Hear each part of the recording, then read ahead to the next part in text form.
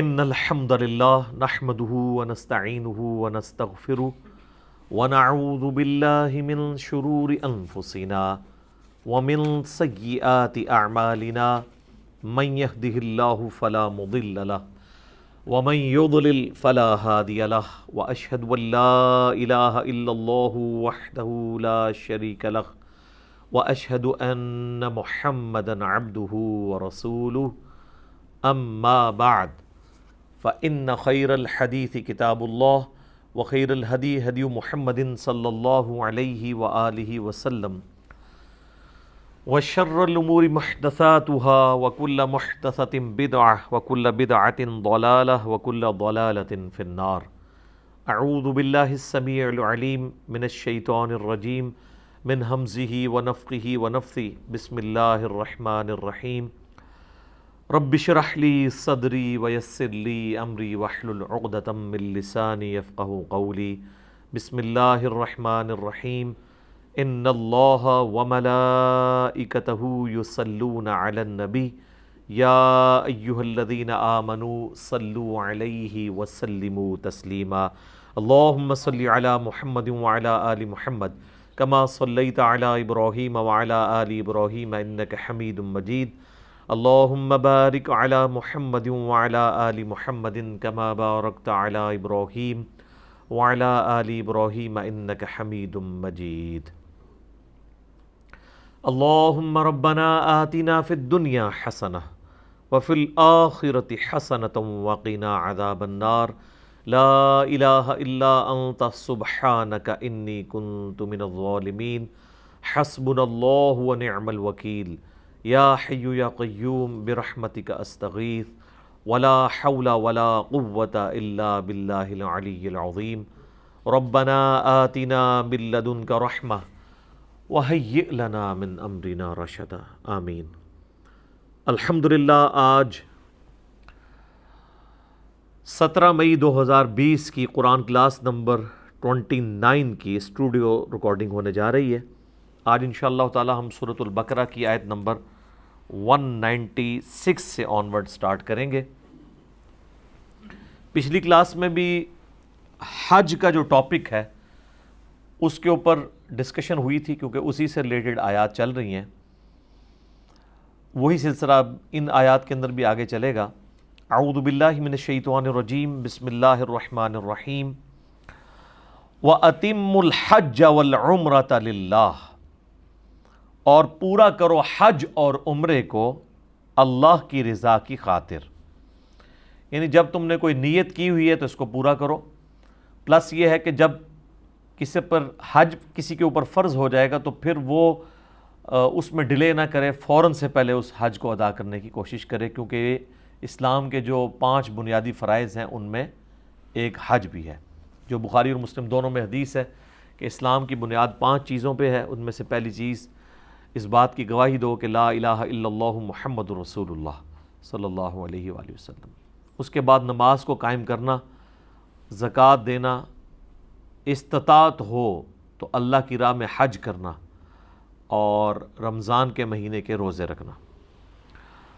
حج سے ریلیٹڈ میں نے ڈیٹیل ڈسکشن کر دی ہے 4 لیکچرز کے اندر. مسئلہ نمبر 54A-B. اے جو تھا وہ عمرے سے متعلق تھا, بی جو ہے وہ حج سے ریلیٹڈ, اور سی اور ڈی جو ہے وہ قبر رسول صلی اللہ علیہ وآلہ وسلم کی حاضری سے ریلیٹڈ تھا. اس میں بھی میں نے یہ آلموسٹ ساری آیات کور کی تھی. وَأَتِمُّ الْحَجَّ وَالْعُمْرَةَ لِلَّهِ. پورا کیا کرو حج اور عمرے کو اللہ کے لیے. فَإِنْ أُحْصِرْتُمْ. پھر اگر تم گھر جاؤ. فَمَسْتَيْسَرَ مِنَ الْهَدْيِ. تو جو قربانی کا جانور آسانی سے میسر ہو اس کو آگے بھیج دو. وَلَا تَحْلِقُوا رُؤُوسَكُمْ حَتَّى يَبْلُغَ الْهَدْيُ مَحِلَّهُ. اور اپنے سروں کو اس وقت تک مت منڈواؤ, حلق کروانا ہو یا قصر کروانا ہو, دونوں صورتیں, اس وقت تک مت کرو جب تک کہ وہ جو ہدی کا جانور ہے وہ اپنی جگہ پر نہ پہنچ جائے, یعنی قربان گاہ پہ. جب تک ہدی کا جانور قربان نہ ہو جائے منا کے اندر جا کے, اس وقت تک تم اپنے بالوں کو منڈوا نہیں سکتے۔ آپ کو پتہ ہے کہ نبی علیہ السلام کی مبارک زندگی میں بھی ایک اس طرح کا واقعہ ملتا ہے ہمیں صحیح بخاری میں ڈیٹیل کے ساتھ، سورۃ الفتح میں بھی ذکر ہے، یہاں پر بھی اشارتاً اس کا ذکر آ رہا ہے کہ نبی صلی اللہ علیہ وآلہ وسلم نے 6 ہجری میں ارادہ کیا تھا عمرے کا، اور اس کے لیے آپ صلی اللہ علیہ وآلہ وسلم آلموسٹ 1500 صحابہ جانثار صحابہ کا لشکر لے کر نکلے تھے، لیکن راستے میں ہی آپ کو روک دیا گیا تھا، اور آپ صلی اللہ علیہ وآلہ وسلم نے بھی صلح کے اوپر آمادگی کر دی ان شرائط کے اوپر جو بظاہر اس وقت مسلمانوں کے خلاف تھی۔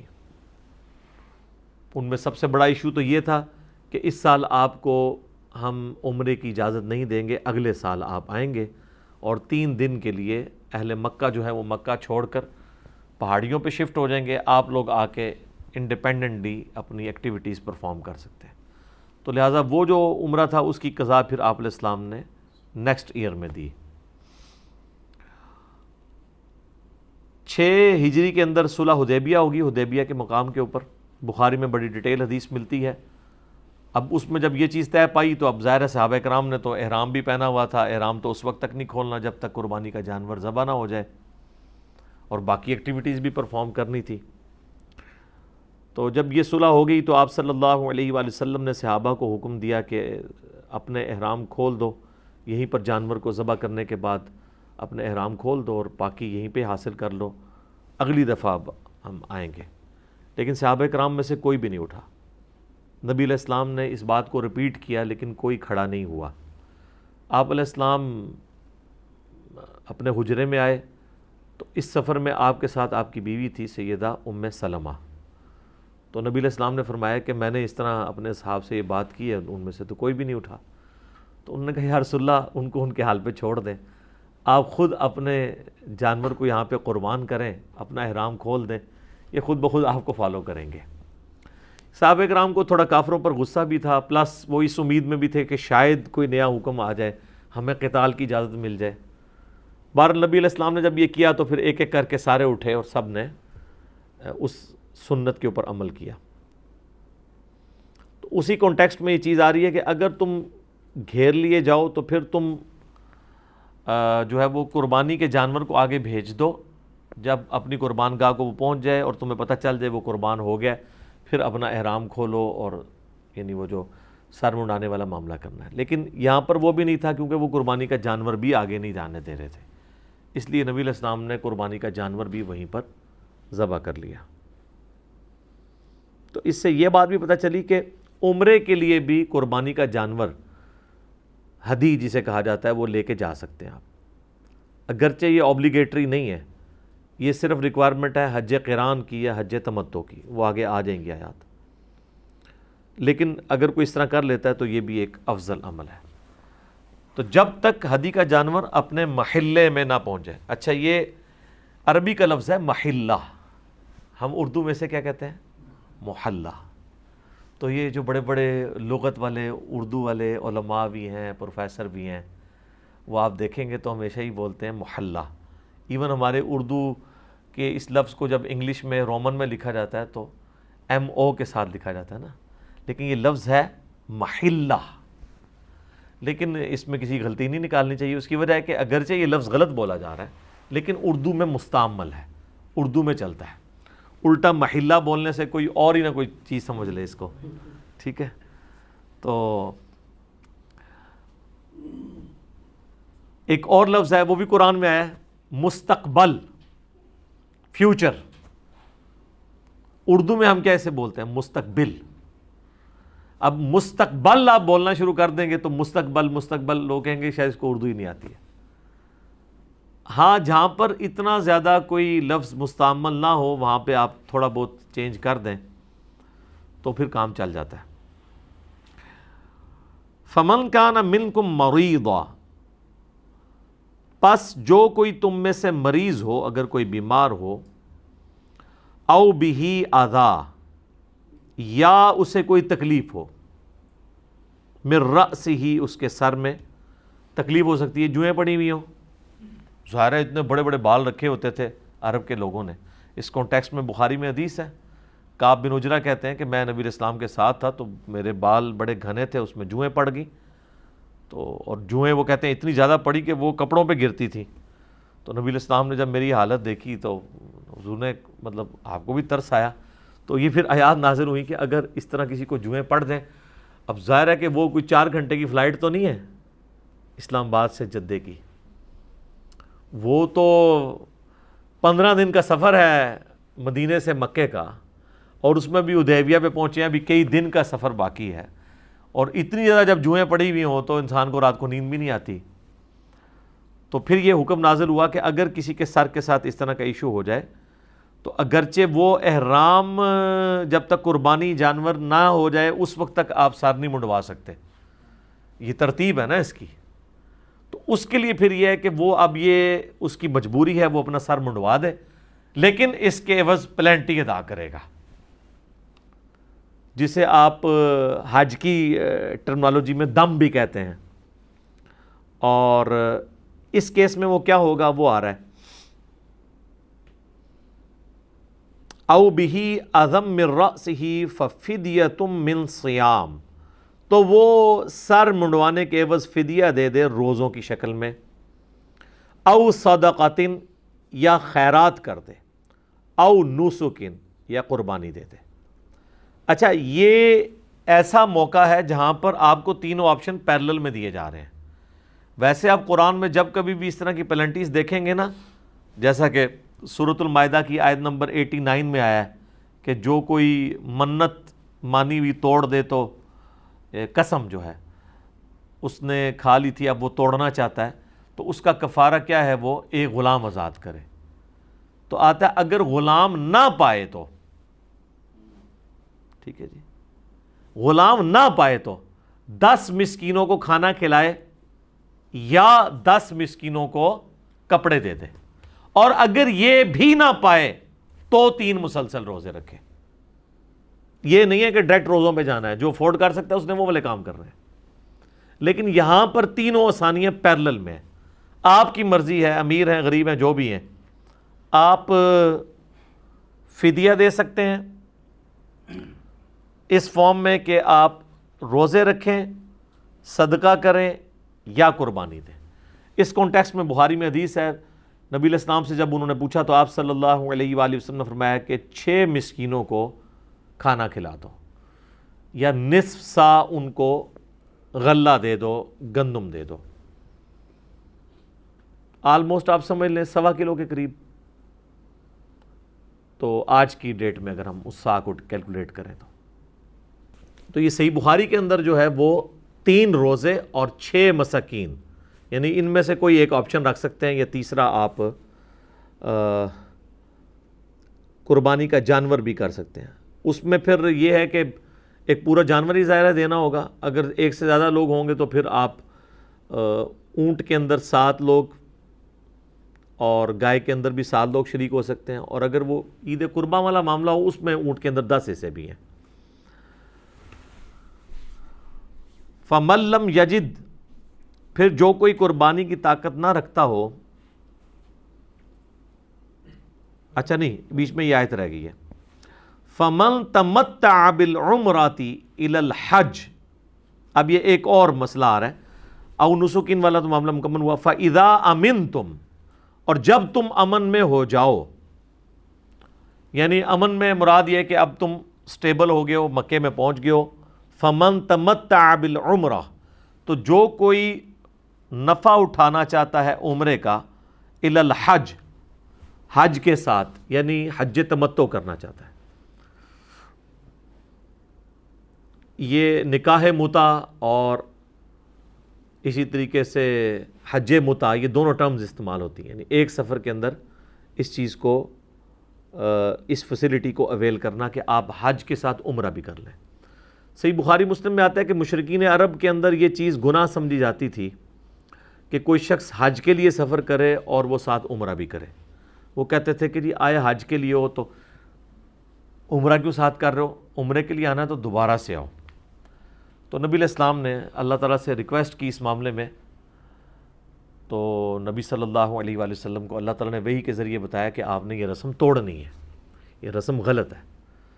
اور آپ علیہ السلام نے جب اپنا پہلا اور آخری حج فرمایا تو آپ چونکہ اپنے قربانی کا جانور ساتھ لا چکے ہوئے تھے، تو آپ علیہ السلام نے فرمایا کہ اگر مجھے پہلے پتہ ہوتا نا تو میں اپنے قربانی کا جانور ساتھ نہ لاتا، چونکہ قرآن میں یہ آیت ہے کہ جو قربانی کا جانور لے آئے جب تک جانور اپنی قربان گاہ تک نہ پہنچے اس وقت تک وہ شخص احرام نہیں کھول سکتا۔ تو اب تو میں تو حج تمتع نہیں، حج قران کروں گا۔ حج قران میں بھی تمتع ہوتا ہے کہ آپ ایک سفر میں حج اور عمرہ اکٹھا کرتے ہیں۔ یہ حج کی 3 قسموں کو سمجھ لیں، پھر آپ کو یہ باتیں سمجھنا ذرا آسان ہوں گی۔ حج کی بیسیکلی 3 قسمیں ہیں۔ نمبر 1 حج افراد، جس کو اسی پنجابی کہنا ہے چھڑا حج، اس میں صرف حاجی ہوگا اور کچھ نہیں ساتھ ہوگا، نہ کوئی جانور قربان کرنا پڑے گا آپ کو، کیونکہ آپ نے اس سے تمتع نہیں لیا عمرے کا۔ یہ جو حج کے موقع کے اوپر قربانی کی جا رہی ہوتی ہے یہ حج کی قربانی نہیں ہوتی، بلکہ حج کے ساتھ آپ جو عمرے کی فیسلٹی کو اویل کرتے ہیں یہ اس کے اگینسٹ آپ کو قربانی دینی ہوتی ہے۔ وہ اسی آیت کے اندر آ جائے گا، سورۃ البقرہ کی آیت نمبر 196 کے اندر۔ اور اس میں جو شخص قربانی کی استطاعت نہیں رکھتا تو وہ 10 روزے رکھے گا، 3 ایام حج کے اندر رکھے گا، اور ایام حج یعنی پہلے جو 9 دن ہیں، 1 ذوالحجہ سے لے کر 9 ذوالحجہ تک، ان کے اندر 3 روزے رکھ لے گا اور 7 گھر واپس آ کے رکھے گا، تو وہ 10 روزے بن جائیں گے، وہ آیات آ جائیں گی۔ حج افراد کے اندر آپ نے کوئی قربانی نہیں دینی ہوتی، صرف حج کرنا ہوتا ہے۔ حج جو تمتع ہے اس میں آپ عمرہ بھی ساتھ کرتے ہیں اور حج بھی ساتھ کرتے ہیں، فائدہ اٹھا لیتے ہیں، اور فائدہ یہاں تک اٹھاتے ہیں کہ آپ اگر پہلے پہنچ گئے ہیں مکے کے اندر، ابھی حج کی ایکٹیویٹیز کے دن باقی ہیں جو 8 ذوالحجہ سے شروع ہوتے ہیں، تو آپ اپنا احرام کھول دیں۔ ہم نے حج تمتع کیا تھا، دنیا میں آلموسٹ 95% زیادہ لوگ حج تمتع کرتے ہیں، کیونکہ وہ پہلے ہی لے جاتے ہیں وہاں پہ آپ کو، تو آپ عمرہ کر کے احرام کھول دیتے ہیں۔ ابھی تو 8-10 دن حج میں پڑے ہوتے ہیں، اب 8-10 دن احرام کی پابندیاں کوئی کس طرح برداشت کرے گا کہ کوئی آپ نے ناخن بھی نہیں کاٹنے، بال بھی نہیں اور ٹوٹنے چاہیے، اور باقی آپ نے پورا پروٹوکول، کوئی اس طریقے سے کھجلی بھی نہیں کرنی، سر پہ کوئی چیز بھی نہیں رکھنی، اتنی ساری پابندیاں۔ تو نبی علیہ السلام نے پھر صحابہ کو حکم دیا کہ جنہوں نے عمرہ کر لیا ہے عمرہ کرنے کے بعد احرام کھول دیں۔ خود نبی علیہ السلام نے احرام نہیں کھولا کیونکہ آپ قربانی کا جانور ساتھ لائے تھے، اور قرآن میں حکم ہے کہ جب تک قربانی کا جانور قربان نہ ہو جائے آپ احرام نہیں کھول سکتے۔ تو جو لوگ قربانی کا جانور نہیں لائے ہوئے تھے، نبی علیہ السلام فرمایا تمہیں تو کوئی مجبوری نہیں ہے، اس کو کھولو۔ تو پھر بھی کچھ لوگوں نے نہیں کھولا، تو آپ فرمایا وہ نافرمان ہے جو میرے اس حکم پہ عمل نہیں کر رہے۔ پھر ایک صحابی نے آگے پوچھا، بخاری مسلم دونوں میں آتا ہے کہ یا رسول اللہ یہ ہمارے لیے آسانی ہے یا بعد کے لوگوں کے لیے؟ تو آپ علیہ السلام فرمایا کہ قیامت تک حج اور عمرہ اس طرح آپس میں داخل ہو گئے، یعنی اب آپ نے سنت کو جاری کر دیا۔ تو حج تمتع میں آپ احرام کھول دیتے ہیں، پھر 8 ذوالحجہ کو آپ ظہر کے بعد جو ہے وہ احرام باندھ لیتے ہیں، اور پھر آپ منی چلے جاتے ہیں، اور پھر وہ جو حج کی ایکٹیویٹیز ہیں وہ 12 تک وہ آپ نے وہ کرنی ہوتی ہیں۔ اس میں سے بھی پہلے دن ہی آپ نے ظاہر ہے کہ جب 9 ذوالحجہ کا دن آئے گا تو عرفات سے آپ واپس آئیں گے۔ ترتیب یہ ہوتی ہے کہ 8 اور 9 کی درمیانی رات آپ نے منی میں گزارنی ہے، اور پھر صبح کے وقت آپ نے وہاں سے نکلنا ہے، صبح سے مراد فجر کے بعد، سورج نکلنے کے بعد، اور آپ نے دن اپنا عرفات میں گزارنا ہے۔ لوگ پیدل بھی چلے جاتے ہیں، آلموسٹ پیدل وہاں سے آپ سمجھ لیں 1-1.5 گھنٹہ لگ جاتا ہے، اور بسوں میں جائیں تو 3-4 گھنٹے لگ جاتے ہیں کیونکہ بہت رش ہوتا ہے۔ اب تو بڑی چوڑی روڈ انہوں نے بنا دی ہوئی ہے، آپ پیدل ہی جائیں تو آسانی رہتی ہے، جگہ جگہ پانی پینے کی جگہ بھی بنی ہوئی ہے۔ 9 ذوالحجہ کا دن آپ نے یوم عرفہ، جو اصل اس کی روح ہے، وہ میدان عرفات میں گزارنا ہے آپ نے، اور میدان عرفات میں آپ نے ظہر اور عصر کی نمازوں کو جمع کر کے پڑھنا ہے اور قصر پڑھنا ہے۔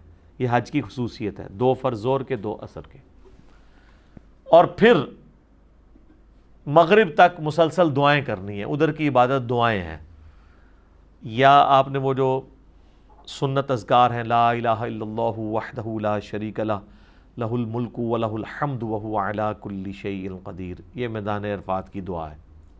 سبحان اللہ والحمد للہ ولا الہ الا اللہ واللہ اکبر، یہ بھی دعا ملتی ہے۔ اور جب مغرب کی نماز کا وقت ہو جائے تو آپ نے نماز نہیں پڑھنی بلکہ مزید اندھیرا ہونے کا انتظار کرنا ہے. تھوڑا سا جب اندھیرا ہوگا تو آپ نے بغیر نماز پڑھے وہاں سے نکلنا ہے اور آ کر آپ نے مزدلفہ میں آ جانا ہے. مزدلفہ جو ہے وہ منا اور عرفات کے درمیان ہے. یعنی صبح آپ منا میں خیمے لگائے ہوئے تھے, منا سے چلے گئے عرفات, واپسی پہ منا واپس نہیں آئیں گے بلکہ راستے میں آپ مزدلفہ کے اندر رکیں گے,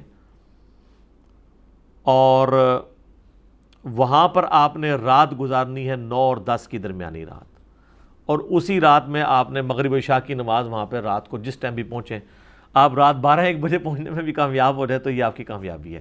بعض لوگ فجر کے وقت ہی پہنچ رہے ہوتے ہیں, جو پیدل آتے ہیں وہ تو پہنچ جاتے ہیں, جو گاڑیوں میں آتے ہیں وہ فجر کے قریب ہی کہیں پہنچتے ہیں, لیکن اس رات کا کچھ حصہ وہاں پہ گزارنا ضروری ہے. تو آپ مغرب اور عشاء کی نماز پڑھیں گے, 3 فرض مغرب کے 2 عشاء کے. اس کے بعد فجر کی نماز پڑھنی ہے. فجر کے بعد آپ نے طلوع آفتاب کا انتظار کرنا ہے, سورج نکلنے کا. جیسے ہی سورج نکلے گا تو آپ نے پھر منا آ جانا ہے اپنے خیموں کی طرف, کیونکہ یہ پہلا دن ہے جس میں آپ نے وہ جمرات کو کنکریاں مارنی ہے, جس کو کہتے ہیں شیطان کو کنکریاں مارنی ہے. اور یہ ہے 10 ذو الحجہ کا دن. حاجیوں کے لیے 10 ذو الحجہ کے دن عید کی نماز کوئی نہیں ہے, کیونکہ انہوں نے اپنی ایکٹیویٹیز پرفارم کرنی ہے. احرام انہوں نے پہنا ہوا ہے تو سیدھا جائیں گے. وہ 3 جمرات ہیں, یعنی وہ جس کو شیطان کہتے ہیں یہاں کے لوگ, جن کی نشانی بنی ہوئی ہے. منا سے آپ کعبے کی طرف جائیں تو سب سے پہلے ایک چھوٹے والا آئے گا, پھر درمیانے والا, اور اینڈ پہ بڑے والا آتا ہے جو کعبے والی سائڈ کی طرف ہے. تو پہلے دن آپ نے پہلے 2 کو کنکریاں نہیں مارنی ہوتی ہیں بلکہ تیسرے والے کو مارنی ہوتی ہیں. اور اس کے لیے جو کنکریاں آپ نے آئندہ دنوں میں بھی مارنی ہے نا, وہ آپ نے مزدلفہ سے ہی چننا سنت ہے. وہ پلاسٹک کے شاپنگ بیگ میں وہیں سے چھوٹی چھوٹی کنکریاں جمع کر لیتے ہیں.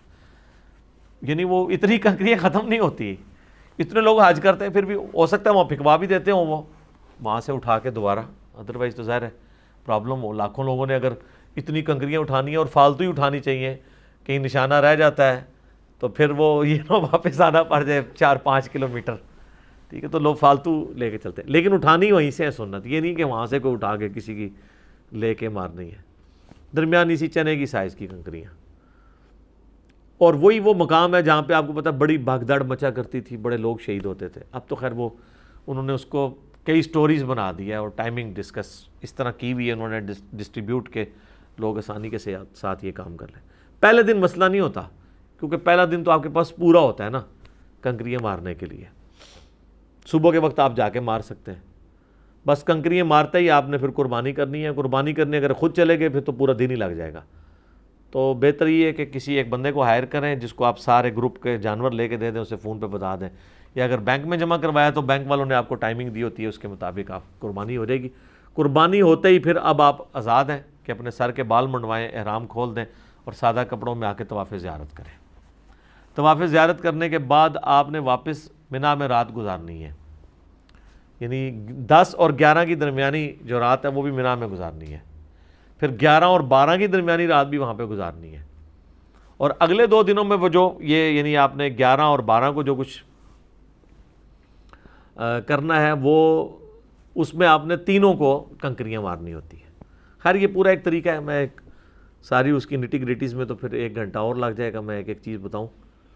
اوورال میں آپ کو بتا رہا ہوں کہ حج تمتع میں یہ ہوتا ہے کہ آپ نے احرام کھول دینا ہوتا ہے عمرہ کر کے اور دوبارہ 8 ذو الحجہ کو باندھنا ہوتا ہے. قران میں یہ ہے کہ آپ نے احرام چلاتے رہنا ہے حتیٰ کہ آپ ساری حج کی ایکٹیویٹی پرفارم کرتے ہوئے وہاں تک پہنچے.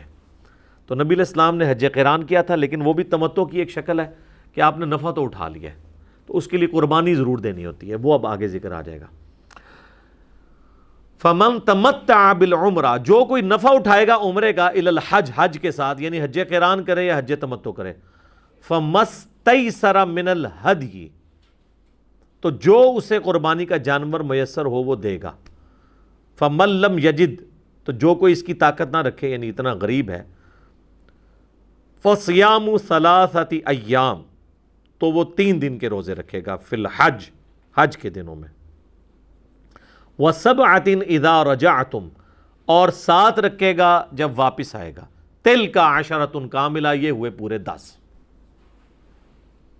3 یعنی حج کے دنوں میں وہیں پہ رکھنے ہوں گے. حج کے دن کون سے ہیں؟ 1 ذو الحجہ سے لے کے 9 ذو الحجہ تک. اور 10 کو تو آپ روزہ نہیں رکھ سکتے، منع ہے۔ بہتر تو ہے کہ 9 ذی الحجہ کا بھی نہ آئے، لیکن اگر مجبور نہ آ جائے تو خیر ہے، کیونکہ حاجی کے لیے 9 ذی الحجہ کا روزہ نہیں ہے، لیکن حرام نہیں ہے، اگر اس دن میں آ جائے تو رکھ سکتا ہے،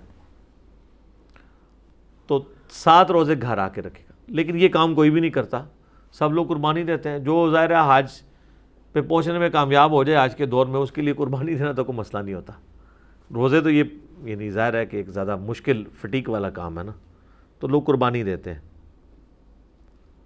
ذالک لمن لم یکن اہلہ حاضر المسجد الحرام، یہ رعایت اس کے لیے ہے جس کے گھر والے مسجد حرام کے قریب نہ رہتے ہوں۔ جس کے گھر والے مسجد حرام کے قریب رہتے ہوں گے تو پھر وہ حج افراد ہی کرے گا، اسے حج تمتع یا حج قران کرنے کی ضرورت نہیں، وہ تو جب چاہے عمرہ کر سکتا ہے۔ اس کے لیے نہیں ہے، یہ آفاقیوں کے لیے جو باہر سے آ رہے ہوتے ہیں، ان کے لیے ظاہر ہے زندگی میں ایک دفعہ ہی انہوں نے جانا ہے، تو اللہ نے آسانی دی ہے کہ ایک سفر میں آپ عمرہ اور حج جمع کر سکتے ہیں۔ اچھا، بعض لوگ وہاں پہ یہ کرتے ہیں کہ وہ تنعیم پر جا کر نہ بار بار جا کے احرام باندھتے ہیں، وہ 2 ریال لیتی ہے وہ ہائیسٹ، وہاں پہ لے جاتے ہیں، وہ جہاں مسجد عائشہ بنی ہے سلام اللہ علیہ، وہ صحیح بخاری میں حضرت عائشہ کا ایک کیٹاسٹرافک کنڈیشن والا معاملہ، ان کو پیریڈز آ گئے تھے حج کے دوران، تو نبی الاسلام نے ان کے پیریڈ پاک ہونے کا انتظار کیا، اور اس کے بعد پھر ان کو اپنے بھائی عبد الرحمن بن ابی بکر کے ساتھ بھیجا کہ ان کو وہاں سے احرام بندھوا کر لے آئے۔ تو حالانکہ وہ کوئی میقات تو نہیں ہے، وہ تو مکے کی باؤنڈری کے اندر ہی آتا ہے، تو وہاں پہ صرف ایسی عورت کے لیے معاملہ ہے کہ وہ ایسا کر سکتی ہے، ادروائز جس نے ایک سفر میں ایک حج اور عمرہ کر لیا دیٹس آل، بار بار عمرے آپ نہیں کر سکتے، یہ بدعت ہے، اور سب کے نزدیک بدعت ہے۔ یہ اکثر لوگ مسئلہ پوچھ بھی رہے ہوتے ہیں، اس لیے میں نے ساتھ بتا دیا آپ کو۔ واتقوا اللہ، اور اللہ کا تقوی اختیار کرو، واعلموا ان اللہ شدید العقاب، اور جان لو کہ بے شک اللہ سخت سزا دینے والا ہے، یعنی اللہ کی حدود کی پاسداری کرنی ہے۔ الحج اشہر معلومات، حج کے مہینے سب کو معلوم ہے۔ ظاہر مشرکین عرب اس سے واقف تھے کہ حج کے مہینے کون سے ہیں، رمضان کے فوراً بعد والے، شوال، ذوالقعدہ اور ذوالحجہ۔ آج تو ہم 4 گھنٹے میں یہاں سے پہنچ جاتے ہیں نا، وہاں تو لوگ 1-1 ڈیڑھ 2-2 مہینے پہلے سفر شروع کرتے تھے تو پہنچتے تھے۔ اگر آپ کو ایون مدینے سے ہی حج کے لیے آنا ہے مکے، تو 15 دن آپ کو چاہیے اونٹ کے اوپر، اور 15 دن آپ کے دیکھیں کتنے مشکل ہوں گے، اس میں راتیں بھی تو آ رہی ہیں، رات کو پڑاؤ کرنا ہے، کتنی تکلیفوں سے آپ کو گزرنا پڑے گا۔ اور یہ تو ہو گیا مدینے سے آنے کے لیے، کسی نے تبوک سے آنا ہے تو اس کا تو 30-40 دن لگ گئے نا، شام سے آنا ہے، یہاں سب کانٹیننٹ سے جانا تھا تو یہ تو 4-4 مہینے پہلے نکلتے تھے، مشکل کام تھا نا۔ تو حج کی جو تیاری اور یہ سارے معاملات شروع ہو جاتے تھے رمضان کے فوراً بعد، تو اس لیے اللہ تعالیٰ نے کہا کہ حج کے مہینے سب کو معلوم ہے۔ اس سے یہ بات بھی پتہ چلی کہ جو سنت اور تواتر ہے یہ قرآن حکیم سے پہلے کا چل رہا تھا، اور جہاں پر کہیں کوئی خرابی تھی وہ قرآن نے ہائی لائٹ کر دی، اور جہاں پہ ہائی لائٹ نہیں کی ہے وہ اسی طریقے سے چلتی رہے گی۔ تو اس سے یہ بات پتہ چلی کہ سنت ابراہیمی جاری تھی، صرف اس میں خرابیاں آئی ہوئی تھی۔ فَمَنْ فَرَضَ فِيهِنَّ الْحَجْ، تو جو کوئی نیت کر لے اس میں حج کی، تو اسے 3 چیزوں کا خیال رکھنا ہے۔ فَلَا رَفَثَ، تو کوئی بے حیائی والا معاملہ نہ کرے، وَلَا فُسُوق، نہ کوئی نافرمانی والا، اللہ کے حکم عدولی والا کوئی مسئلہ ہو، وَلَا جِدَالَ فِي الْحَجْ، اور نہ ہی حج میں کوئی جھگڑا کرے۔ یہ 3 چیزیں گنوائی گئی ہیں، بے حیائی سے بچنا ہے، گناہ کے کاموں سے بچنا ہے، اور جھگڑے سے بچنا ہے۔ صحیح بخاری میں حدیث ہے کہ جس نے حج کیا اور یہی 3 چیزیں آپ نے گنوائی کہ وہ بے حیائی سے بچ گیا، گناہوں سے بچ گیا، فسق سے اور جھگڑے سے، تو وہ ایسا ہی ہے گویا آج ہی ماں کے پیٹ سے پیدا ہوا ہے، سارے گناہ اس کے معاف۔ صحیح مسلم میں بھی حدیث ہے کہ حج مبرور، مقبول حج پچھلے کے سارے گناہوں کو معاف کر دیتا ہے، ایمان لانا پچھلے کے سارے گناہوں کو معاف کر دیتا ہے، اور اللہ کی راہ میں ہجرت کرنا پچھلے کے سارے گناہوں کو معاف کر دیتا ہے۔ تو یہ تینوں کام ویسے وہاں پہ یہ یہاں دیکھنے میں آسان لگ رہے ہیں، بڑے مشکل کام ہے، خصوصاً یہ جو تیسرا کام ہے نا، جھگڑے سے بچنا۔ ظاہر ہے جب اتنے لوگ جمع ہوئے ہوں جس میں ہر طرح کے ایجوکیٹڈ بھی ہوں، ان پڑھ بھی ہوں، جاہل بھی لوگ ہوں، ہر علاقے کے لوگ ہوں، اب کئی علاقوں میں یعنی ٹریڈیشنز ہی ڈیفرنٹ ہوتی ہیں، بعض لوگ تو تمیز کے ساتھ کسی کو کہتے ہیں راستہ دے دو، اور کئی علاقوں میں ہوتا ہے کہ وہ خود ایسے کر کے راستہ نکلوانے کی کوشش کرتے ہیں، تو ظاہر بندے کو غصہ بھی آ جاتا ہے۔ اور پھر خصوصاً ان لوگوں کے لیے جن کی ذرا صحت اچھی ہوتی ہے، قد بت اونچے ہوتے ہیں، وہ چھوٹے موٹے لوگوں کو تو سمجھتے ہی کچھ نہیں ہے وہاں پہ۔ اب یہ جو 7-7 فٹ کے حبشی آئے ہوئے ہوتے ہیں افریقہ سے، یہ تو ہم تو ان کے آگے بالکل آپ سمجھ لیں کیڑیاں ہیں نا، اور اگر انڈونیشین اور ملیشین ہوں گے تو بیچارے بالکل چھوٹے چھوٹے ہوتے ہیں، وہ تو ان سے ڈرتے پھرتے ہیں۔ اس لیے آپ دیکھیں وہ گروپس کی فارم میں ہوتے ہیں وہاں، آپ طواف کرتے ہوئے دیکھیں نا تو آپ کو ایک طرح کے کپڑوں کے لوگ نظر آ رہے ہوتے ہیں، وہ گروپس کی فارم میں ہاتھوں میں ہاتھ ڈال کے، لیکن وہ بھی مصیبت ان کے ساتھ ڈلی ہوئی ہے، ہاتھوں میں دستانے بھی پہنے ہوتے ہیں نا، کیونکہ وہ شافیوں کے نزدیک تو بیوی کو ہاتھ لگانے سے وضو بھی ٹوٹ جاتا ہے نا، تو انہوں نے دستانے بھی پہنے ہوتے ہیں۔ دیکھ لینا تقلید کی کوئی ایک نوسط تو نہیں ہے نا، حالانکہ واضح حدیث موجود ہے کہ نہیں ٹوٹتا۔ تو پھر انہوں نے جو خاص قسم کی عورتیں جو ہیں انہوں نے اگر حجاب کیے ہوئے ہیں تو انہوں نے ادھر نا بڑے بڑے پھول لگائے ہوئے ہوتے ہیں، یعنی کسی نے کوئی گلابی کلر کا پھول لگایا تو پورے گروپ کے وہ گلابی کلر کے پھول ہوں گے یا یلو کلر کے ہوں گے، تاکہ اگر کوئی ادھر ادھر گم جائے تو وہ دیکھ لے کہ ہاں یار وہ فول پروف سسٹم کیا ہوتا ہے۔ اچھا یہ ضروری ہے، اور یہ زیادہ تر انڈونیشین ملیشین اس لیے کرتے ہیں، خصوصاً انڈونیشین جو ہیں وہاں باقاعدہ ٹریننگ ہوتی ہے، وہاں یہ نہیں ہے کہ جو بندہ بھی ہے کہ منہ اٹھا کے حج کرنے کے لیے چلا جائے گا، کئی سال ان کی باری نہیں آتی ہے جب تک وہ ٹیسٹ پاس نہیں کرتے ہیں، ان کی پوری ٹریننگ ہوتی ہے کہ ہاں یہ اس قابل ہے کہ اب اس کو وہاں پہ بھیجا جائے۔ اور پاکستان میں تو اسی وقت قابل ہو جاتا ہے بندہ جب بالکل سارے کاموں سے فارغ ہو کے بوڑھا ہو جاتا ہے نا، گھر والے بھی تنگ ہوتے ہیں، وہ کہتے ہیں چلو اب اس کو حج کرانے کے لیے بھیج دو۔ اور وہ بندہ جس نے نماز بھی صحیح نہیں پڑھی ہوتی، جو روزانہ 5 دفعہ پڑھنی ہوتی ہے، اس کو زندگی میں 1 دفعہ حج کرنا پڑ جائے اور وہ اس کو سیکھا ہوا نہ ہو حج اور عمرے کو، تو وہ کیسے کر سکتا ہے؟ تو آپ دیکھیں گے پھر کوئی بھی ایکٹیویٹی صحیح طریقے سے پرفارم نہیں کرتا ہے۔ اس لیے میں نے ایک سٹیپ وائز وہ لیکچر ریکارڈ کروا دیا تھا، مسئلہ نمبر 54A اور B، جب بھی کوئی عمرے پہ جانے لگے اسے کہ 54A دیکھ لے، حج پہ جانے لگے تو A اور B دونوں دیکھیں، اور قبر رسول کی حاضری کے لیے 54C اور D یہ 2 دیکھ لیں۔ تو اللہ تعالیٰ فرما رہے ہیں کہ جو بے حیائی سے بچ گیا، گناہ کے کاموں سے اور جھگڑے سے، تو یہ یعنی اس حج وہ اصل میں کر رہا ہے۔ بے حیائی سے بھی بچنا مشکل ہے، ظاہر ہے کہ وہ صحیح بخاری میں حدیث ہے کہ عورتوں کا چہرہ کھلا ہوا ہوگا، اب اتنی عورتیں ہوں گی، آپ نے نگاہوں کی حفاظت خود کرنی ہے، یہ تو نہیں ہے کہ کوئی زبردستی اللہ تعالیٰ کی طرف سے آپ کی کوئی آنکھوں کی حفاظت ہو جائے گی کہ آپ کو صرف مرد ہی نظر آئیں گے، عورتیں نظر نہیں آئیں گی، یا عورتوں کو صرف عورتیں نظر آئیں گی، مرد نظر نہیں آئیں گے۔ گناہ کے کام، گناہ کے تو کئی ایک کام وہاں پہ ہو جاتے ہیں، لوگوں کی جیبیں کاٹ جاتی ہیں جی، لوگ بھیک مانگ رہے ہوتے ہیں، کوئی منا کے خیموں میں اپنا کوئی بیگ رکھ کے چلا گیا بیچارہ باہر، وہ واپس آتا ہے تو وہ اس کے اندر ریال ہی نہیں اس کو پھر واپسی پہ ملتے۔ اسی لیے حاجیوں نے بیچاروں نے یہاں پہ یعنی اپنے وہ جو احرام کے نیچے بیلٹ باندھی ہوتی ہیں، آپ دیکھیں جب بھی کوئی عمرے حج کے لیے جاتا ہے اس کو اسپیشل لوگ کہتے ہیں بیلٹ لے کے جانی ہے، وہ بیلٹ اسی لیے لے کے جاتے ہیں نا کہ اس بیلٹ کے اندر وہ پاسپورٹ رکھ لے گا پلس پیسے رکھ لے گا، کیونکہ کمرے میں، ہوٹل کے کمرے میں چھوڑنے کا رسک یا منا کے خیمے میں چھوڑنے کا رسک تو نہیں لیا جا سکتا، اسلامی بھائیوں سے خطرہ لگا رہتا ہے۔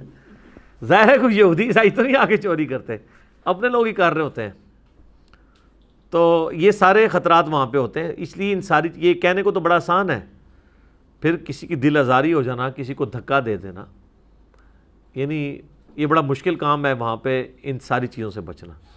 تو اگر انسان کے ذہن میں یہ چیز ہونا کہ میرے حج کی قبولیت اس کے اوپر ڈیپینڈنٹ ہے کہ میں نے بے حیائی کا کوئی کام نہیں کرنا، اور میں نے کسی کا دل نہیں دکھانا، کسی کو ناجائز دھکا نہیں دینا، اور اگر کسی سے دھکا لگ گیا اس کو معاف کرنے کی روش اختیار کرنی، پھر آپ کو خود بخود صبر آ جاتا ہے۔ اور میجارٹی لوگ اس کو مینٹین کر لیتے ہیں وہاں پہ، میجارٹی لوگ کوشش کرتے ہیں کہ ہم جھگڑا والا معاملہ نہ کریں. اور ظاہر ہے کہ اب یہ جو فلا رفثا میں یعنی اس میں جو چیز جائز بھی ہے، یعنی میاں بیوی کا تعلق جو ہے وہ بھی ان دنوں کے اندر احرام کی حالت میں اس کی بھی پابندی ہے، اس سے بھی آپ نے اجتناب کرنا ہے. وَمَا تَفْعَلُوا مِنْ خَيْرٍ يَعْلَمْهُ اللَّهُ، اور جو کوئی بھی تم نیکی کا کام کرو تو اللہ اسے خوب جانتا ہے.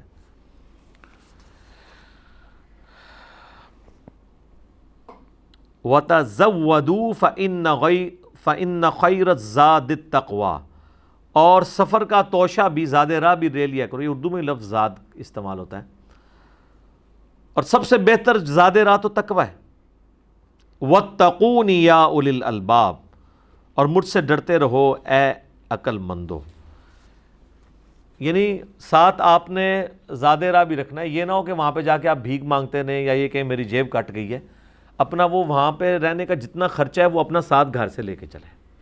یعنی اس سے یعنی وہ صوفیاء کے کانسیپٹ کو بھی ایک طرح سے رہبانیت کو بھی کنڈیم کر دیا گیا ہے کہ صرف توکل پہ نہیں آپ نے چلنا، اپنا زاد راہ ساتھ لے کے چلنا ہے. یعنی اگر کوئی 40 دن کے لیے جا رہا ہے تو اس کے پاس اتنی رقم یا ریسورسز ہونے چاہیے کہ 40 دن گزار سکے. اچھا، پہلے جو 8 سے 30-40 سال پہلے حج عمرے کے لیے لوگ جاتے تھے نا، وہ سارا راشن بھی ادھر سے لے کے جاتے تھے، چینی، پتی، چاول.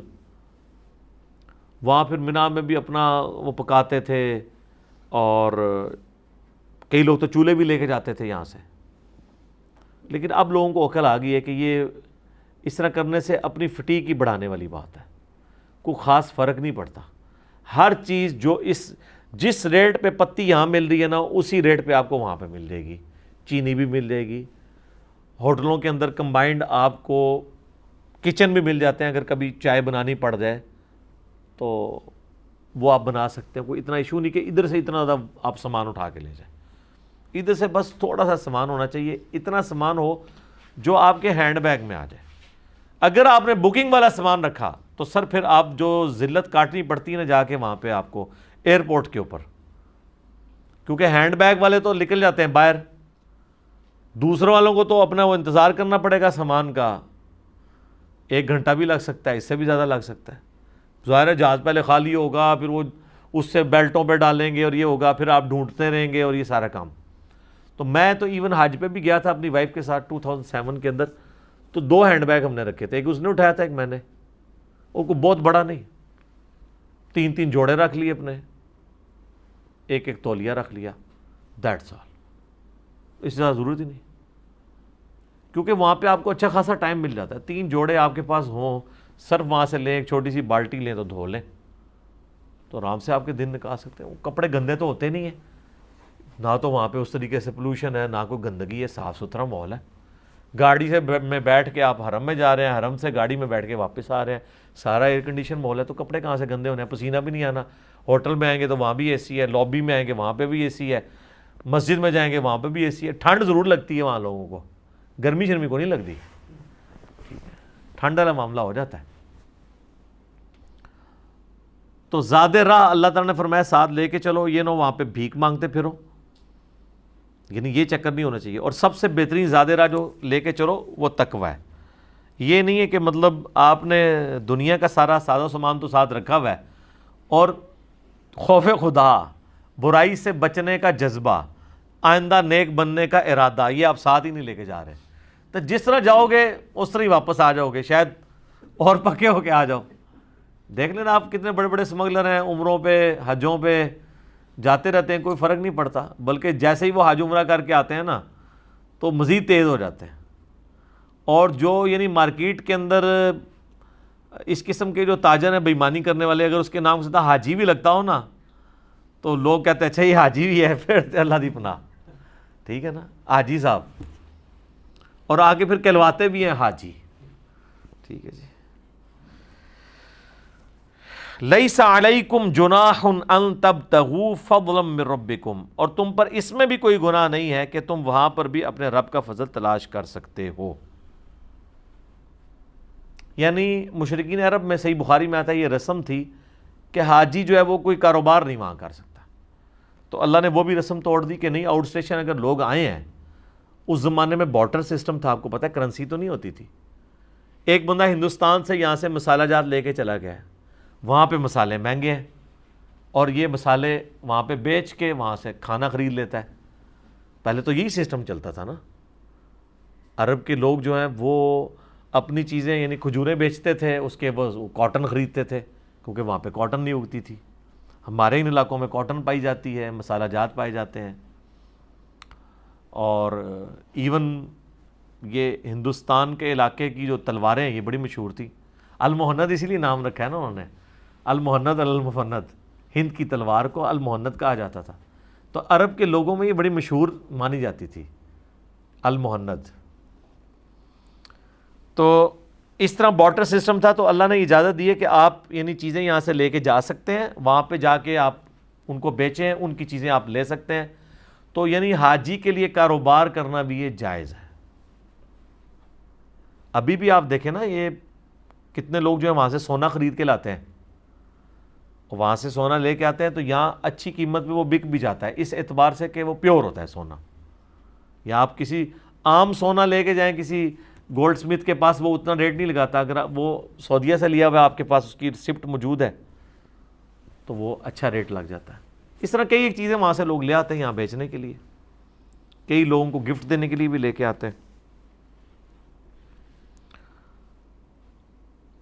فَإِذَا أَفَضْتُم مِّنْ عَرَفَاتٍ، جب تم عرفات سے واپس لوٹو تو ظاہر ہے کہ آپ نے پھر کہا ہے فَاذْكُرُوا اللَّهَ عِندَ الْمَشْعَرِ الْحَرَامِ، تو مشعر حرام کے پاس آپ نے اللہ کا ذکر کرنا ہے. اسی کا نام مزدلفہ بھی ہے، جو مکے اور آپ عرفات کے درمیان ہے، منا اور عرفات کے درمیان. وَاذْكُرُوهُ كَمَا هَدَاكُمْ، اور تم اللہ کا ذکر کرو اس بات پہ جس طرح کہ اس نے تمہیں وہ ذکر سکھایا ہے.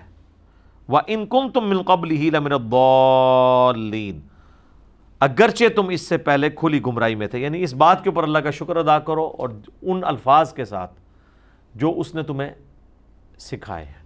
تو وہ جتنے بھی وظائف ہیں، سبحان اللہ والحمد للہ ولا الہ الا اللہ واللہ اکبر، لا الہ الا اللہ وحدہ لا شریک لہ والا وظیفہ، اس طریقے سے لبیک اللہم لبیک، لبیک لا شریک لک لبیک، ان الحمد والنعمت لک والملک لا شریک لک، یہ سارے کے سارے وظائف جو بھی ہیں آپ کر سکتے ہیں. ثم افیضوا من حیث افاض الناس، پھر اے قریش کے لوگوں تم بھی وہیں سے واپس ہوا کرو جہاں سے باقی لوگ واپس ہوتے ہیں. واستغفروا اللہ، اور اللہ سے معافی مانگو. ان اللہ غفور رحیم، بے شک اللہ بخشنے والا مہربان ہے. اچھا، قریش کے لوگوں میں نا ایک صحیح بخاری میں آتا ہے ان کے اندر نا ایک تکبر تھا. وہ کہتے تھے کہ ہم چونکہ مکے کے رہنے والے ہیں، ہمیں عرفات جانے کی کوئی ضرورت نہیں ہے، ساڈا آج اتھے ہی ہے. تو وہ منا سے ہی واپس آ جایا کرتے تھے. تو اللہ تعالیٰ نے فرمایا کہ بھئی تم بھی وہاں سے جا کے واپس آیا کرو جیسے باقی لوگ آتے ہیں، یعنی تمہارا بھی عرفات میں جانا ضروری ہے، ادروائز یہ حج نہیں تمہارا ہوگا. اور عرفات سے واپسی پہ مزدلفہ میں بھی رکنا ہے. وہ یہ کہتے تھے ہم تو یہاں کے رہنے والے لوگ ہیں، ہمیں کوئی ضرورت نہیں ہے، یہ تو باہر کے لوگوں کے مسئلے ہیں کہ وہاں پہ جائیں گے. جیسے وہ پریویلیجز لوگوں کو حاصل ہوتے ہیں. جیسے آپ دیکھیں کہ امام مسجد ہیں یا مدرسوں کے بڑے بڑے استاد ہیں، وہ تو سمجھتے ہیں ہم یہاں ہی رہتے ہیں، ہم بے شک آخری رکعت میں جا کے ملے، ہے نا، یا بعض اپنی کرا لیں گے جماعت. تو یہ قریش کو بھی تھا کہ ہمیں عرفات جانے کی کوئی ضرورت نہیں ہے، ہم تو مکے کے رہنے والے ہیں. تو انہوں نے وہیں اپنی چرپائیاں بنا میں ڈالی ہوتی تھی، اور کرتے کیا تھے، اللہ کا ذکر نہیں کرتے تھے، بیٹھ کے اپنے بزرگ بابوں کو یاد کرتے تھے. یہ آ رہا ہے قرآن میں، پھر اللہ نے ذکر کیا کہ جس طرح اپنے بابیاں نو روندے پیٹ دے ہو نا، ان کے واقعات سناتے تھے. کوئی کہے گا جی میرا دادا یہ تھا، تو وہ ایک بندے نے سنی، وہ اس سے اگلا اس سے لمبی چھوڑتا تھا کہ میرا دادا تو یہ کر لینا سی. تو اس طرح نہیں قصے کہانیاں سنایا کرتے تھے. ظاہر ہے پورا دن کیسے گزارے، اللہ کا ذکر تو نصیب والوں کا حصہ ہے نا. منا کے اندر آپ پورا دن رات کیسے آپ نے گزارنی ہے، کوئی نہ کوئی تو کام کرنا ہے نا. تو وہ یہی کرتے تھے. نہ اس وقت نیٹ، نہ کوئی ٹی وی، نہ کوئی ایسے ایشو، کوئی ایکٹیویٹیز نہیں تھی. تو وہ گپے شپے مارا کرتے تھے اور اپنے بزرگوں کو یاد کیا کرتے تھے. ویسے آج والے بھی جڑے نا ان بزرگوں نہیں ہوتے یاد کرتے ہوں گے کہ جناب ہوتے ساڑھے بزرگوں نال کی ہو گئی ہے. ٹھیک ہے جی. فَإِذَا قَضَيْتُم مَنَاسِكَكُم، پھر جب تم اپنے یعنی وہ مناسک پورے کر چکو حج کے، فَاذْكُرُوا اللَّهَ كَذِكْرِكُمْ آبَاءَكُمْ او اشد ذکرا، تو اللہ کا ذکر اس طرح کیا کرو جس طرح اپنے باپ دادوں کو یاد کرتے ہو، او اشد ذکرا، یا اس سے بھی بڑھ کر اللہ تعالیٰ کا ذکر کرو۔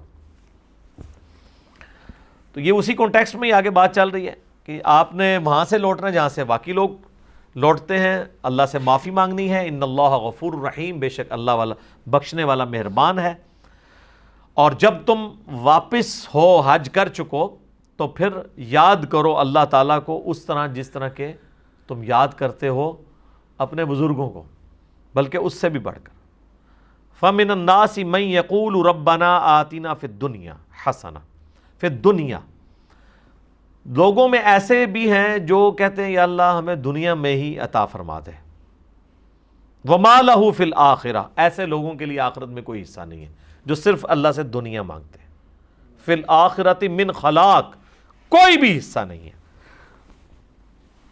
وَمِنْهُمْ مَنْ يَقُولُ رَبَّنَا آتِنَا فِي الدُّنْيَا حَسَنَةً، اور لوگوں میں ایسے بھی ہیں جو کہتے ہیں اے اللہ ہمیں دنیا میں بھلائیاں عطا فرما، وَفِي الْآخِرَةِ حَسَنَةً، اور آخرت میں بھی بھلائیاں عطا فرما، وَقِنَا عَذَابَ النَّارِ، اور آخرت کی سب سے بڑی بھلائی کہ ہمیں دوزخ کے عذاب سے، آگ کے عذاب سے بچا لے۔ اللہم اجرنا من النار، آمین۔ بخاری مسلم میں حدیث ہے کہ نبی علیہ السلام کی اکثر دعا یہی ہوا کرتی تھی، ربنا آتینا فی الدنیا حسنہ وفی الآخرۃ حسنۃ وقنا عذاب النار۔ بخاری مسلم میں یہ اللہم کے ساتھ بھی ہے، اللہم کے ساتھ بھی پڑھ سکتے ہیں، صرف ربنا کے ساتھ بھی پڑھ سکتے ہیں، دونوں کو ملا کے بھی پڑھ سکتے ہیں۔ تو اللہ فرماتا ہے جو اس طرح دعا کریں گے نا، اولئک لہم نصیب مما کسبوا، ایسے لوگ ہیں جن کو دونوں جہانوں میں حصہ ملے گا ان کی کمائی کا، واللہ سریع الحساب، اور اللہ تعالیٰ حساب لینے میں بہت جلدی فرمانے والا ہے۔ ظاہر ہے یہ ہمیں تو دور لگ رہا ہے نا کہ قیامت کا دن دور ہے، ان قریب آ جانا ہے۔ بخاری مسلم کی حدیث ہے جو مر گیا گویا اس کی قیامت قائم ہو گئی، تو قیامت تو کوئی دور نہیں ہے اس کے لیے۔ وَاذْكُرُوا اللَّهَ فِي أَيَّامٍ مَّعْدُودَاتٍ، اور اللہ کو یاد کرو گنتی کے دنوں کے اندر۔ یہ ایام تشریق ہیں، صحیح بخاری میں آتا ہے۔ وہ ظاہر ہے ہم یہاں پر بھی یاد کرتے ہیں، 4 ایام تشریق ہے نا، 10، 11، 12 اور 13، اور 9 ذی الحجہ سے ہمارا وہ تسبیحات بھی شروع ہو جاتی ہیں، فجر سے لے کے 9 ذی الحجہ کی 13 کی عصر تک، ہر نماز کے بعد اللہ اکبر لا الہ الا اللہ واللہ اکبر اللہ اکبر وللہ الحمد۔ حتیٰ کہ بخاری میں آتا ہے کہ جو امام باقر تھے وہ تو سنت اور نوافلوں پڑھنے کے بعد بھی یہ تسبیحات اس میں ذکر کیا کرتے تھے۔ سنن کبریٰ البیہقی میں ہے کہ سیدنا علی اس سنت پہ عمل کیا کرتے تھے کہ 9 کی فجر سے لے کے 13 کی مغرب سے پہلے یعنی 13 کی عصر کی نماز کے بعد تک ان تسبیحات کو رپیٹ کرتے تھے۔ فَمَن تَعَجَّلَ فِي يَوْمَيْنِ فَلَا إِثْمَ عَلَيْهِ، جو کوئی 2 دن میں واپس چلا جائے تو اس پہ کوئی گناہ نہیں ہے۔ ویسے تو منا کے اندر آپ پہنچ جاتے ہیں 8 ہی کو، 9 کا دن آپ نے عرفات میں گزارنا ہے، اور 9 اور 10 کی درمیانی رات آپ نے کہاں گزارنی ہے؟ مزدلفہ کے اندر۔ 10 کی صبح کو آپ نے کنکریاں مار کے تو اپنی باقی ایکٹیویٹی پرفارم کرنی ہے اور واپس آنا ہے، تو 10 اور 11 کی درمیانی رات بھی آپ نے وہاں پہ گزارنی ہے۔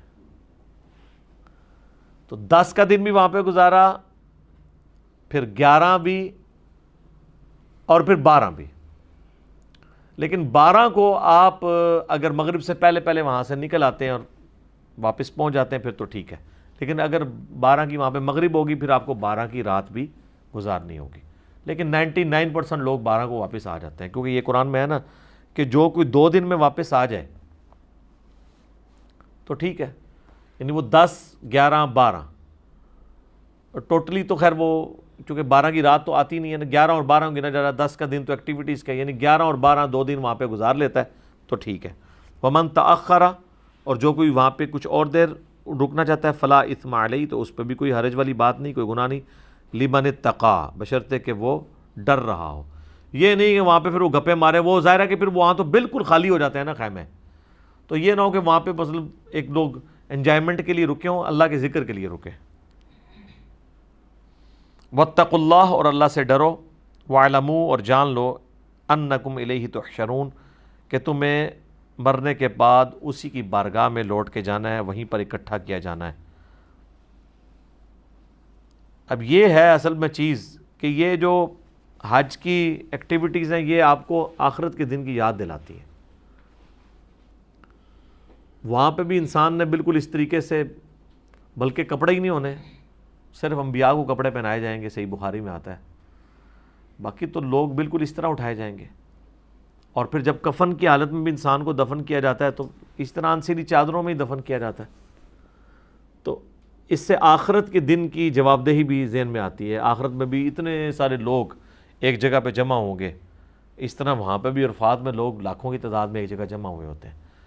تو اللہ کا تقوی پیدا کرنے والی چیزیں ہیں، بلکہ تقوی تو یہاں سے ہی شروع ہو جاتا ہے۔ تھوڑا سا بندہ اگر اس کی نظر میں عبرت ہو نا تو اس کو یہاں پہ کئی چیزیں نظر آ جاتی ہیں۔ یقین کریں جب میں پہلی بار عمرے کے لیے گیا تو وہ 747 بوئنگ جہاز تھا، وہ عمرے کے لیے ہی جا رہا تھا سارا، رمضان شریف میں 2002 کے اندر۔ 747 میں اب آلموسٹ کوئی 400 کے قریب تو مسافر بیٹھے ہوتے ہیں۔ میں جب انٹر ہوا نا، میں بالکل ہم لوگ اینڈ پہ ہی پہنچے تھے جہاز میں، جب یعنی وہ اس کے اڑنے میں بھی آدھا پونا گھنٹہ تھا۔ تو جو زیادہ تو لوگ وہمی ہوتے ہیں نا، وہ پہلے ہی جا کے بیٹھ جاتے ہیں کدھر اڑ ہی نہ جائے ہم لائے بغیر جہاز۔ تو ہم تو بیٹھے ہوئے تھے لانچ کے اندر، ہم نے کہا سکون سے ادھر کھلے ڈلے بیٹھے ہیں، جہاز میں جا کے ضرور تنگ ہونا ہے۔ تو جیسے ہی وہ فائنل اناؤنسمنٹ ہوگی نا، جب لوگ پھر یہ کہ پھر آپ کو وہ لائن میں بھی تو لگنا پڑتا ہے نا، اپنا وہ سارا سلسلہ جو چل رہا ہوتا ہے اس کے لیے لائن میں بھی لگنا پڑتا ہے۔ تو اتنی دیر لائن میں کھڑے ہونے کے بجائے آپ ادھر ہی لابی میں کرسیاں وہاں بیٹھے رہیں، جب آپ دیکھیں نا لائن بالکل ختم ہو رہی ہے، آخری ایک دو بندے رہیں گے تو اٹھیں جا کے اپنا، تاکہ آپ کو تھکاوٹ بھی نہ ہو، لائن میں کھڑی ہونے کی تردد کیا کرنے کی ضرورت ہے۔ وہ جناب جب جہاز میں انٹر ہوئے نا، تو میں جس وقت انٹر ہوں نا تو اس وقت تو سارا بھرا ہوا تھا، وہ بندہ خوف کھا جاتا ہے، ساری سفید یعنی احرام کے اندر لگتا ہے مردے بیٹھے ہوئے ہیں سارے، بندہ خوف کھا جاتا ہے۔ آپ ذرا دیکھیں نا کہ دونوں طرف یوں سیٹیں ہوں اور آپ پیچھے سے انٹر ہو رہے ہیں اور وہ حد نگاہ تک سارے سفید کپڑوں میں ایسے بیٹھے ہیں، بندہ ایک بار خوف کھا جاتا ہے۔ مجھے اس وقت احساس ہوا کہ یار یہ سفید کپڑے جو ہے نا بالکل یہ موت کی یاد دہانی کرواتے ہیں انسان کو، سارے ہی بیٹھے ہوئے ہیں اس حالت میں۔ خیر خوف اس لیے بھی زیادہ آ گیا کہ ان دنوں میں وہ ایئر کریش انویسٹیگیشنز بھی دیکھتا ہوتا تھا، تو ہمیں تو یہ بھی لگا رہتا تھا پتہ نہیں جہاز توڑ پہنچنا بھی ہے کہ نہیں۔ حالانکہ دنیا میں سب سے سیف سفر جہاز کا ہے، سب سے سیف، ہاں ٹرین سے بھی زیادہ سیف۔ یہ ہمیں لگتا ہے نا کہ جو چیزیں زمین پہ چلتی ہیں وہ زیادہ سیف ہیں، نہیں۔ اگر 1000 دفعہ ایک جہاز اڑے، چلیں 1000 تو تھوڑا ہے، 1,00,000 دفعہ اگر ایک جہاز اڑے اور 1,00,000 دفعہ کوئی بس یا ٹرین چلے تو اس کے آپ حادثات کیلکولیٹ کریں گے، ہو سکتا ہے 1,00,000 دفعہ میں ایک دفعہ بھی اسے حادثہ نہ ہوا ہو جہاز کو، لیکن ٹرینوں کو تو آئے دن ہوتے ہیں حادثات۔ تیز گام کو آپ دیکھ لیں کتنے حادثات پچھلے 8-10 سال میں ہو چکے ہیں، ریل کار کو ہو چکے ہیں، بسوں کو تو خیر ہوتے ہی رہتے ہیں۔ تو اس اعتبار سے جہاز کا سفر سب سے سیف ہے، لیکن یہ ہے کہ جہاز میں جب کوئی مسئلہ ہوتا ہے پھر بچتا کوئی بھی نہیں ہے۔ ٹرین میں تو بسوں میں بچنے کے تو پھر کوئی چانس ہوتے ہیں نا، جہاز میں تو پھر آر یا پار والا معاملہ ہوتا ہے۔ تو یہ آخرت کے دن کو یاد دلانے والی ایکٹیویٹی ہے مسلمانوں کی انٹرنیشنل گیدرنگ جو ہے حج کے موقع کے اوپر۔ حج کا ٹاپک اب بس اس آیت کے اوپر کنکلوڈ ہو گیا، اب ایک اور ٹاپک کی طرف بات جائے گی، وہ انشاءاللہ ہم اگلی دفعہ ڈسکس کریں گے۔ تو یہ 203 نمبر آیت کے اوپر یہ ٹاپک مکمل ہو گیا جو حج کا شروع ہوا تھا۔ اس میں یہ جو دعا یہ ربنا آتنا فی الدنیا حسنہ، یہ ہم نے فرض نماز کے بعد اذکار میں بھی ڈالی ہوئی ہے، اس کو ضرور کیا کریں۔ مسلم شریف میں ایک حدیث ہے کہ ایک صحابی تھے، وہ اتنے سخت بیمار ہوئے کہ صحابہ کہتے ہیں گویا کہ چڑیا کے بچے کی طرح ان کی ہڈیاں نکل آئیں، جیسے وہ چھوٹا بچہ ہوتا ہے۔ نبی علیہ السلام عیادت کے لیے آپ نے حالت دیکھی تو آپ نے فرمایا تم اللہ سے کیا مانگتے ہو بھائی؟ انہوں نے کہا یا رسول اللہ میں اللہ سے کہتا ہوں جو مجھے آخرت میں عذاب دینا ہے تو دنیا میں دے لے۔ اللہ نے نبی علیہ السلام فرمایا سبحان اللہ، کیا تم اللہ کے عذاب کی استطاعت رکھتے ہو اس دنیا کے اندر بھی؟ تمہیں تو چاہیے تم دعا کرو ربنا آتنا فی الدنیا حسنہ وفی الآخرۃ حسنۃ وقنا عذاب النار۔ صحابہ کہتے ہیں اس نے وہ دعا کی چند دن تو وہ بالکل بستر مرگ سے اٹھ کے بالکل صحیح ہو گیا۔ تو اس طریقے سے یہ دعا، اس پہ میرا کلپ بھی ہے کہ سب سے بیسٹ دعا کون سی ہے جو ہر چیز کو کور کرے، دنیا میں بھی بھلائیاں مانگ لی، آخرت کی بھلائیاں بھی مانگ لی، اور آخرت کی سب سے بڑی بھلائی بھی مانگ لی، وقنا عذاب النار۔ اسی پہ کنکلوڈ کرتے ہیں، اللہم ربنا آتینا فی الدنیا حسنہ وفی الآخرۃ حسنۃ وقنا عذاب النار، آمین۔ اللہ تعالیٰ سے دعا ہے جو حق بات میں نے کہی اللہ تعالیٰ ہمارے دلوں میں راسخ فرمائے، اگر جذبات میں میرے منہ سے کوئی غلط بات نکل گئی اللہ تعالیٰ ہمارے دلوں سے محو کر دے، ہمیں معاف بھی فرما دے، ہمیں کتاب و سنت کی تعلیمات پر عمل کر کے دوسرے بھائیوں تک پہنچانے کی توفیق عطا فرمائے۔ سبحانک اللہم و بحمدک، اشہد ان لا الہ الا انت، استغفرک و اتوب الیک، وما علینا الا البلاغ المبین۔ جزاکم اللہ خیر۔